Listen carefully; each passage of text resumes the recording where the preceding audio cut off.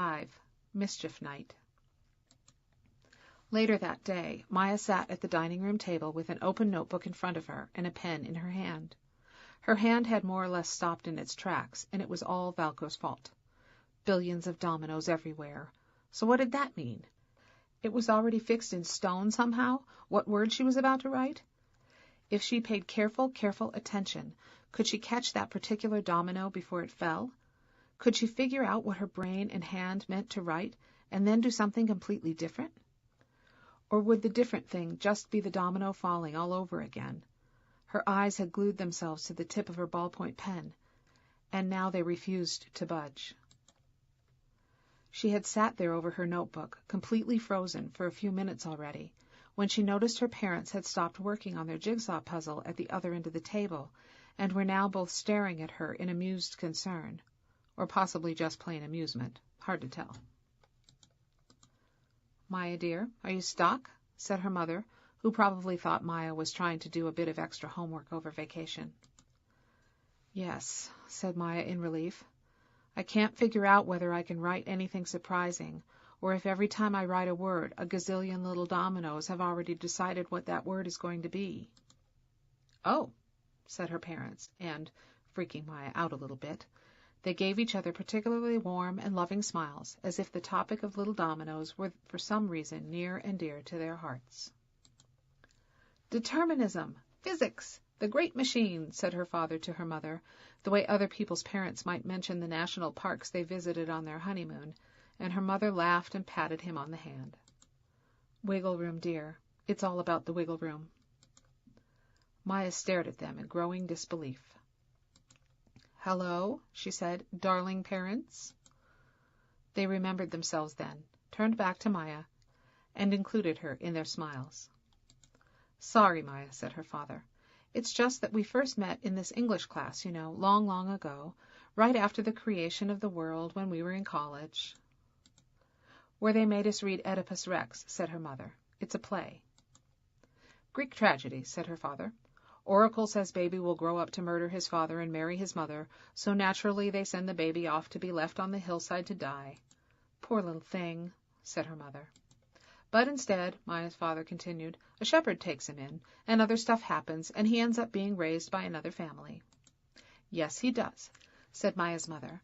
"And then little Oedipus grows up, and he goes and talks to the oracle, and it tells him he's going to kill his father and marry his mother. And so he does everything he can to avoid killing or marrying the people he thinks are his parents.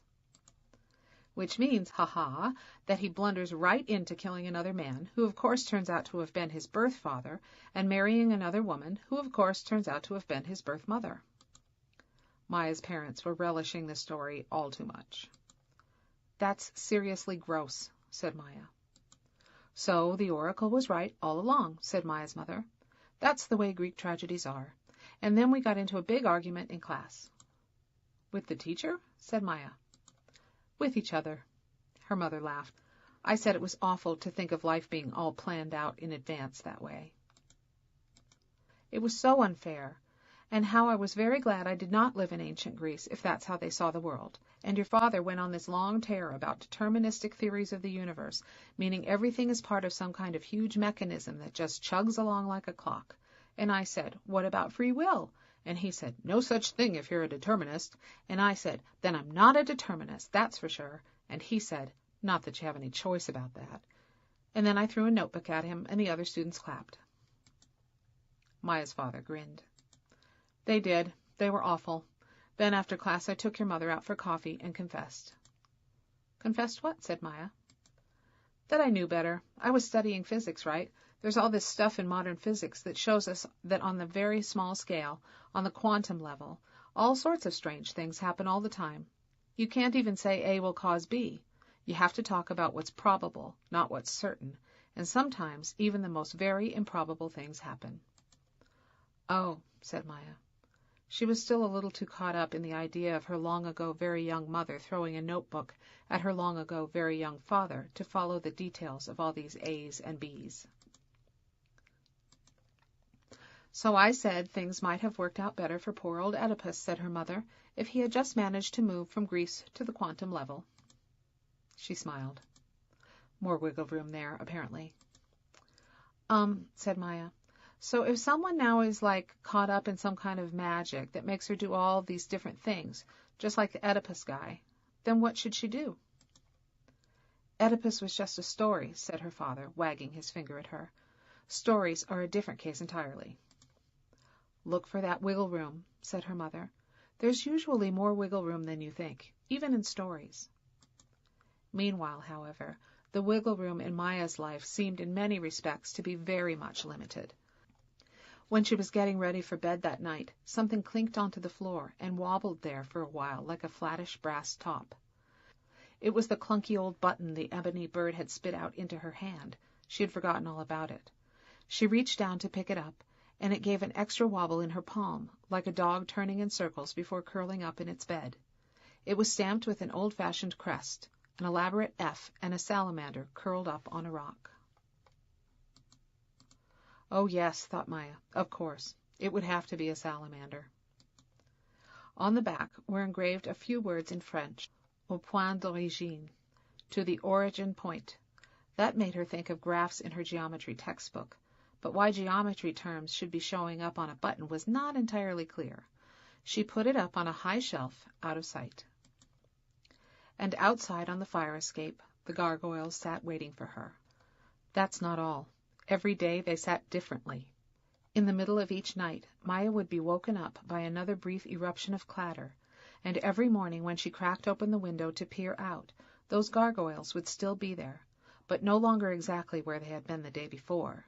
They would be clustered together looking at something, or one would be lifting something, a twig, into the air, examining it, or their wings would be spread out wide to catch some non-existent breeze, as if they had just landed back on the fire escape after a bit of aerial gallivanting when time froze for them again. But stone is way, way heavier than air. Stone things can't fly. Maya gave up. She could not think about those problems the way Valco did. You just didn't notice the wings before. That was what he had said yesterday on the phone. They're statues, Maya.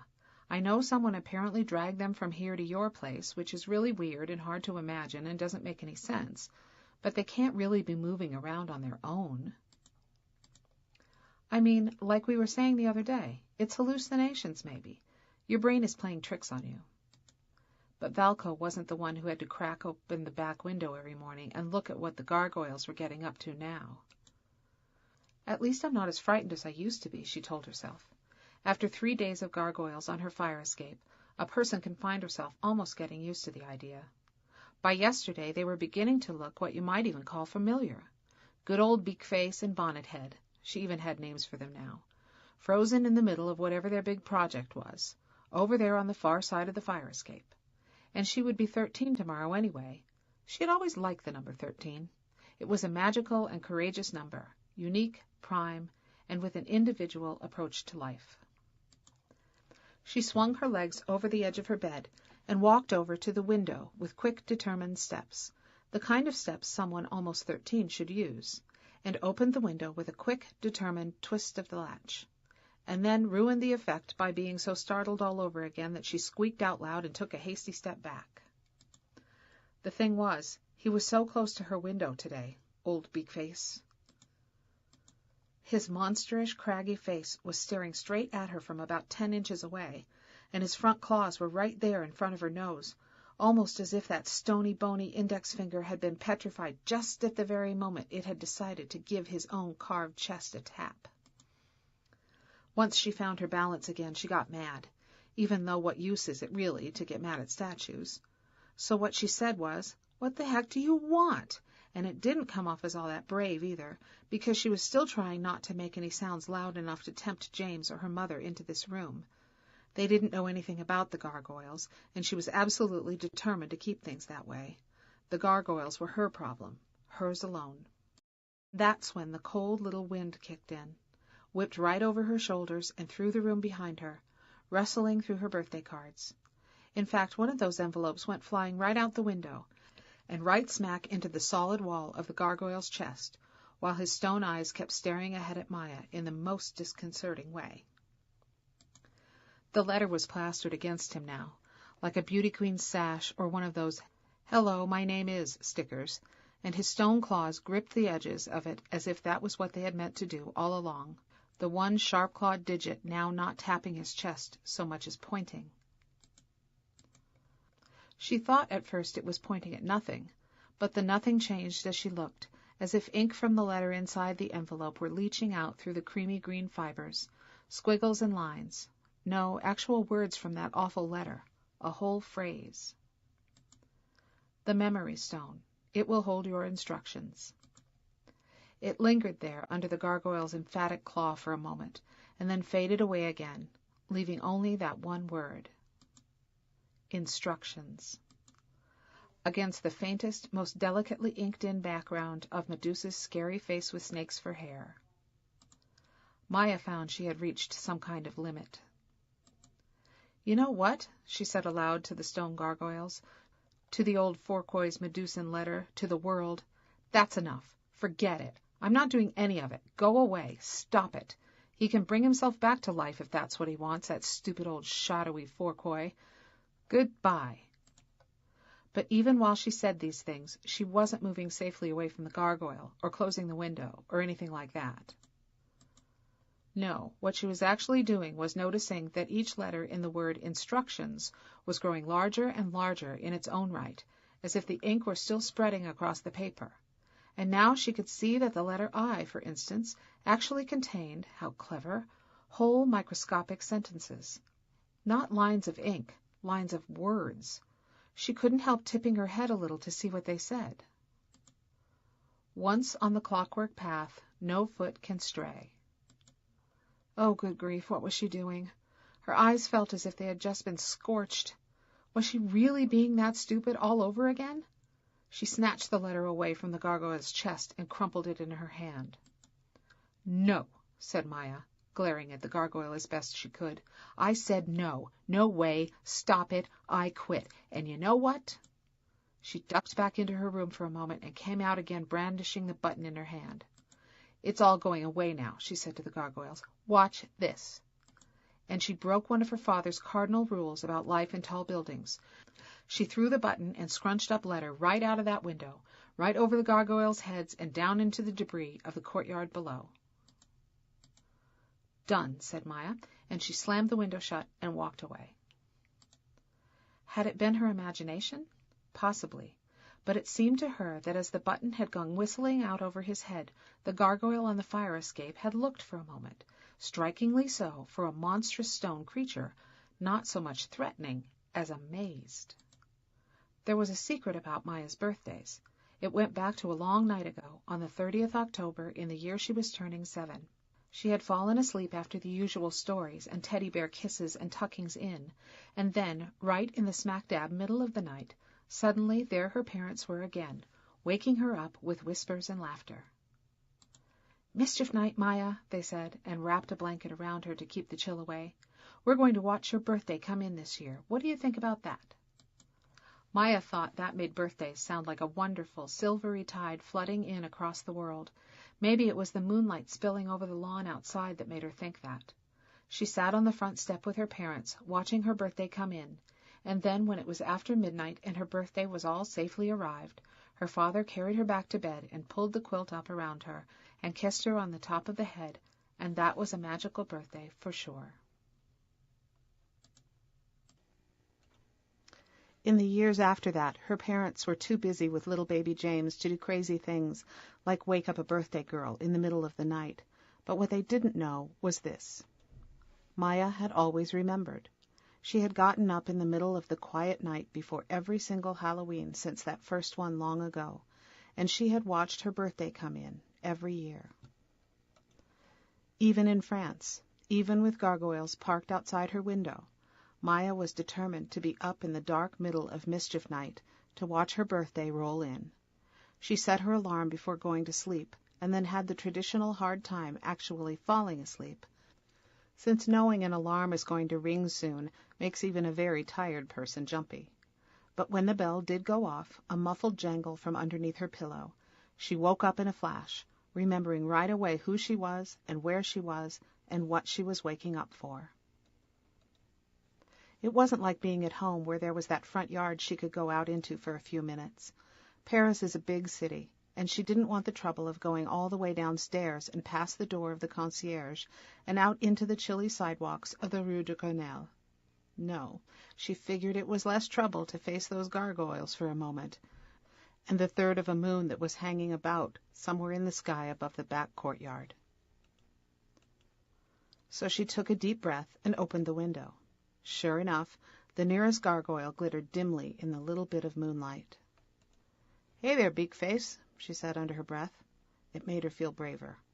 "Don't mind me. My birthday's on its way in." She could feel how cold the air was, but she was still warm enough, with the blanket pulled around her shoulders. It must be just about time.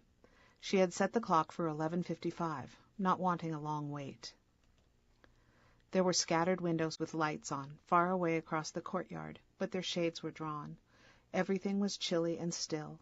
Hard to believe a whole city was out there, beyond these quiet, windowed cliffs of buildings. And then the universe turned some tiny corner, and the fire escape exploded into clattering, chattering motion. It caught Maya so much by surprise that she froze instead of flinching, her hands just clenching the blanket, her jaw trembling, her eyes stuck wide open in disbelief. A whirlwind of gargoyles! A clattering tornado! Stony, cacophonous blur! She had an impression of wings, claws, motion, something happening over on the other side of the fire escape. The blur was deepest there. The whole world on fast forward, that's what it was like. The gargoyles, who had been unmoving statues all day long, had suddenly jumped into life at racing speed. To catch up with the rest of us, thought Maya, and she leaned a little forward on the windowsill to get a better view of exactly what they were doing. This must be the clatter she had been waking up to the last few nights. After all, it made some kind of sense. If you were a gargoyle and moved at normal human speed, you'd be caught pretty soon at it, wouldn't you? And people would fuss. And people would fuss. So doing your living all at once, maybe that was a good way to go about things, if you were a gargoyle. Or maybe gargoyles didn't like moving around, since they were made of stone and all, so they tried to do all their motion in one quick burst, just to get it over with. See how logical she could be at midnight? Maya felt almost smug, and then noticed the cold beginning to get under her skin. "Guess I'm truly 13 now," she said to the stony blur that was the gargoyles at work on whatever they were working on.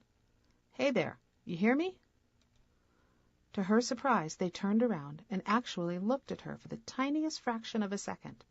They bobbed their stone heads, spread their wings, jumped in the air. The sound was a cross between sticks breaking and a small avalanche, and vanished. She waited another minute, which must be worth an hour or more of gargoyle time. Nothing. They were gone. A pile of debris on the far side of the fire escape. That was all the gargoyles had left behind. And the quick staccato of her heart, because the whole thing had been quite a show, to tell the truth, was the only sound left.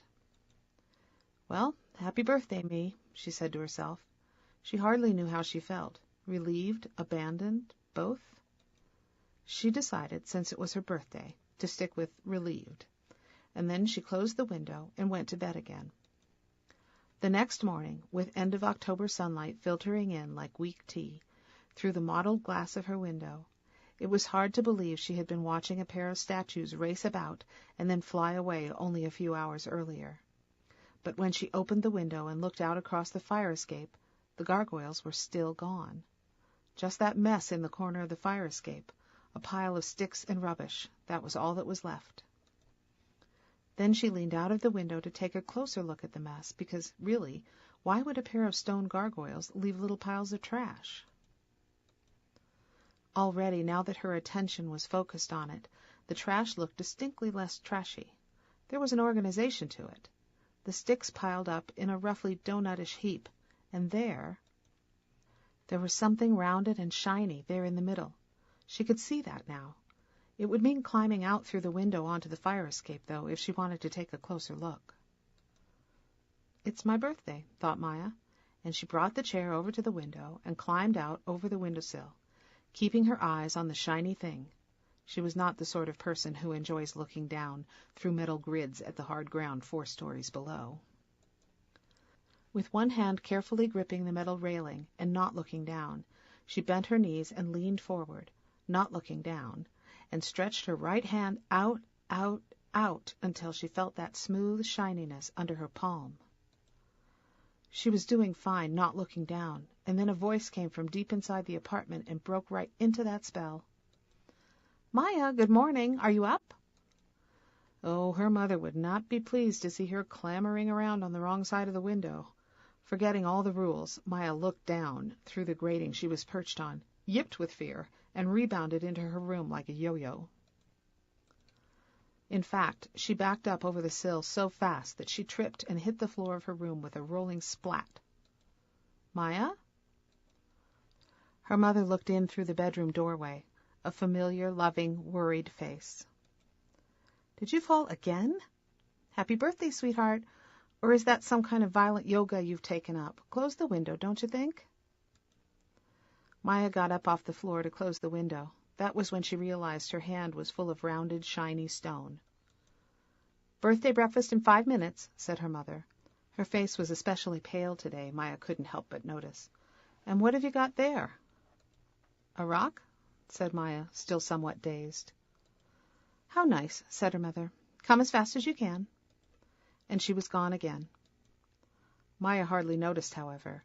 As soon as she had opened her mouth, she had realized what it really was, the thing in her hand.